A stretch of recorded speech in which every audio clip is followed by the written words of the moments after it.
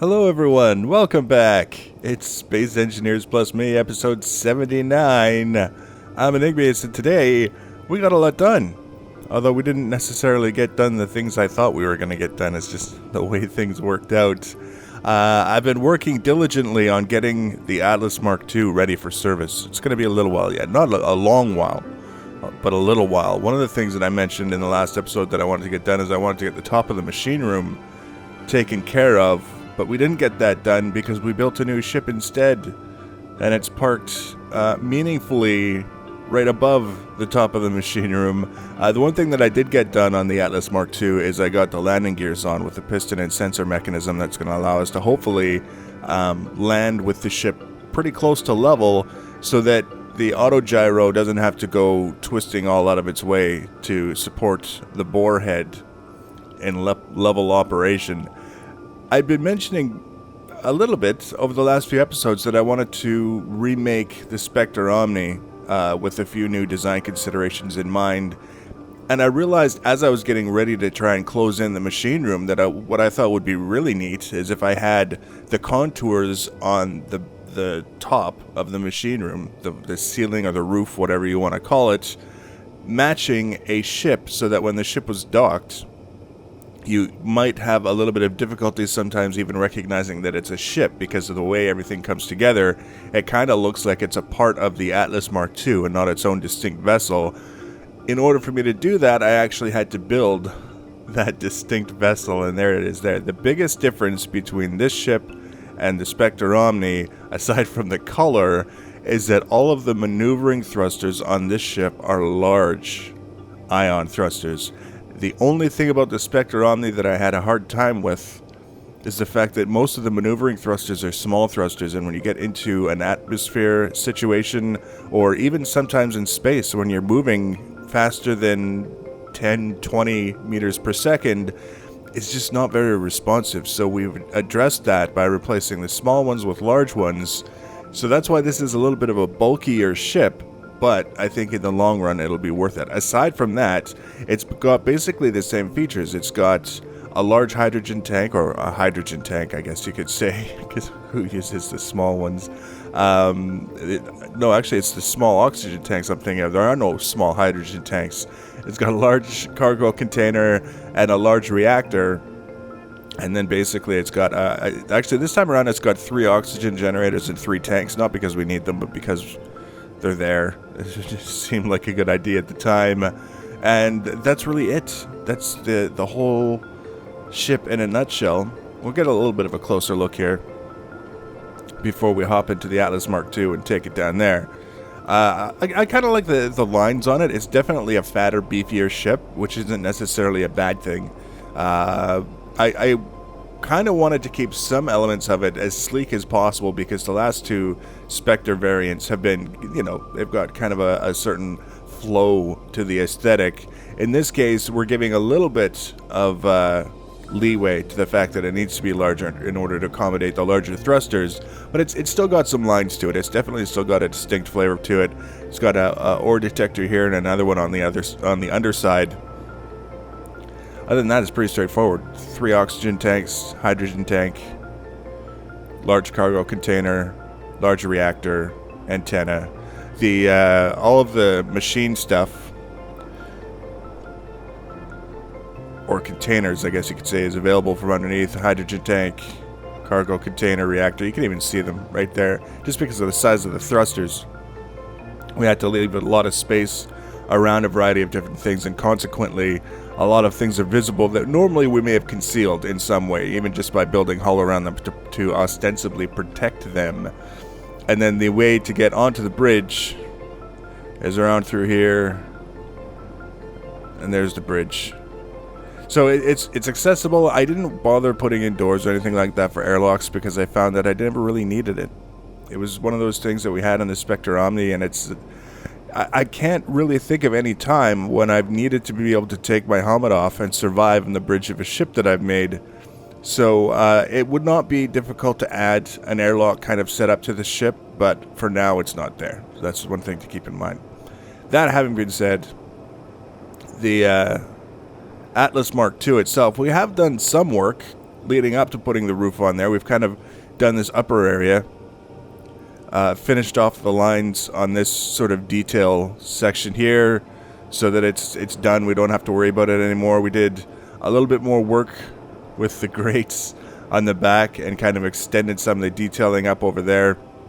So it won't take long to get the lid on once everything is ready to go. We just have to, now that we've got this ship in place, we just have to make sure that the contours match what we're trying to accomplish. We should be good to go. So now, for the first time ever, we're actually going to see how this thing moves, because we're going to head down to the moon's surface and we're going to test our landing gear setup with the sensors to stop the landing gears, or I guess more specifically the pistons holding the landing gears from extending when it gets close to the ground. We'll come down here.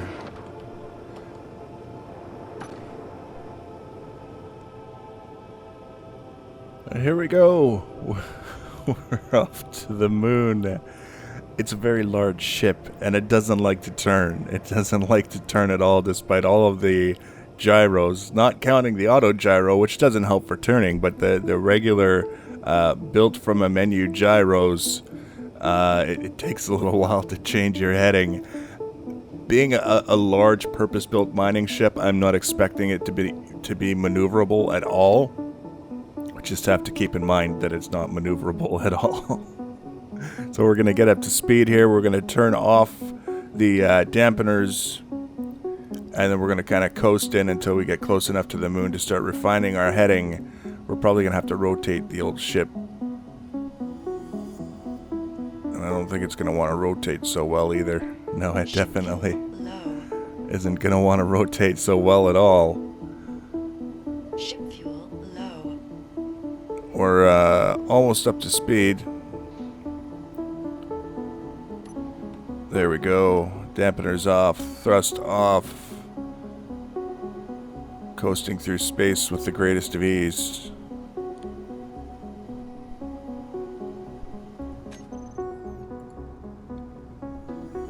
Alright, here we are. We're on the moon, and we've been hearing sensors toggle for no apparent reason. So we're going to try. We're going to see what it does, and if there's things that are kind of going wonky. See, according to this, now, this sensor is saying, I detect something. See the little green bar? It's tough to see because the sensor's kind of small. But he's saying that he detects something, and because of that, he's doing a thing. This guy apparently detects something, and because of that, he's sending the instructions as though it was just above the ground when he's not. What have we got back here? All the way back here. So apparently, the sensors are detecting all the things, even though they're not actually close enough to detect those things. And the ship is so large, we can't get a view. We're going to have to just squirt outside for a second here. Let's see if we can't detect what the hell is going on and why it's misbehaving. That one's fine. Alright, here we go. So this guy is fine. This guy apparently detects nothing. He's waiting for an opportunity to detect something. And when he does, he's going to let us know. And he's going to turn the piston right here off. That's his job. That's the task that he's been assigned to do. On the flip side of that coin, this guy, off in the middle of nowhere, has detected something when realistically he should have detected nothing. They're set to detect asteroids within their field of vision, I guess you could say. But right now it's detecting me, and it's not set to detect me. And that is, see, off. Shouldn't be doing that. Should be detect asteroids. And when we set it to detect asteroids, it says, yep, I got one within my range. I definitely have detected an asteroid. And I chose asteroid not because moon and planets were there and I was just feeling derpy, but because there is no, see, detect asteroids. There's stations, large ships, small ships, floating objects, and players. And no planets and no moons. So I'm assuming asteroids would cover those things. But it's saying I detect something. Its field of range, its field of vision, or its detection range is 6 meters below the sensor, which would be just below the bottom of this landing gear foot. 2 meters in front of the sensor, which based on the way it's oriented would be just a couple meters this way, so just a little bit behind the landing gear foot, and then 5 point something meters behind the sensor. And again, because it's facing backwards, that means it would be just to the outside of this foot here. And the whole idea is we want it so that if the foot gets close to something, the sensor trips and causes it to do whatever. And in this case, that causes it to power off the piston, stop it from extending. And then once all of the feet are either in contact with something based on the sensor, or fully extended and not in contact with something, then we could lock the pistons and it would hold us in place level. Unfortunately, it's detecting all the wrong things. Audible proximity alert. Detect players off. All it's detecting is asteroids.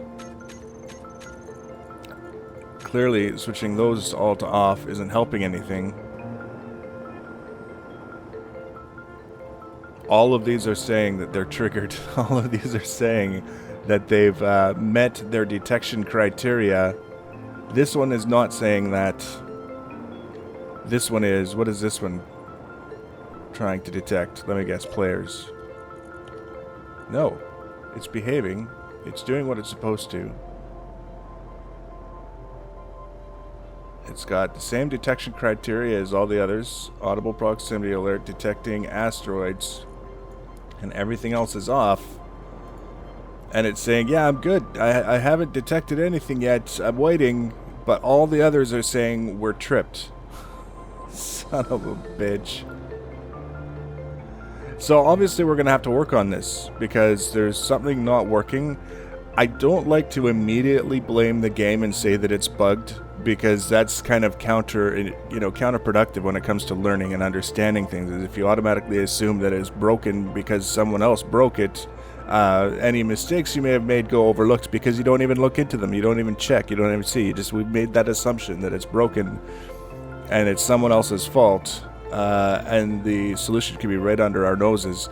So we're going to take a look right under our noses, and for the next episode we should have some more information for you on what's going on with these guys. More importantly, we should have more progress on the ship, and ideally I would like to be able to bring this guy back down to the moon with the new Spectre ship. I haven't figured what it's going to be. I wanted to call it Spectre Bravo, but it's not actually the second one in line, it's the third, so we'll see. Spectre Charlie just doesn't have the same ring to it.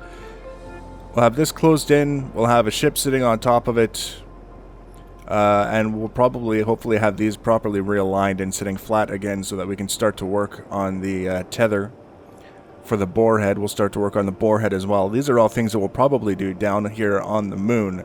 So we're going to gather up all of our materials, everything that we have, and we're going to bring it down to the moon, and we're going to make sure that these things work. And then once we got this thing up and running, we're going to be back up working on our station. So we've got lots and lots of stuff to do. And if you want to be notified when we do them, you can always subscribe to my channel. You can follow me on social media. Links for social media in the information box below the video. Feel free to leave your comments and feedback. Thanks for watching, guys, and take care.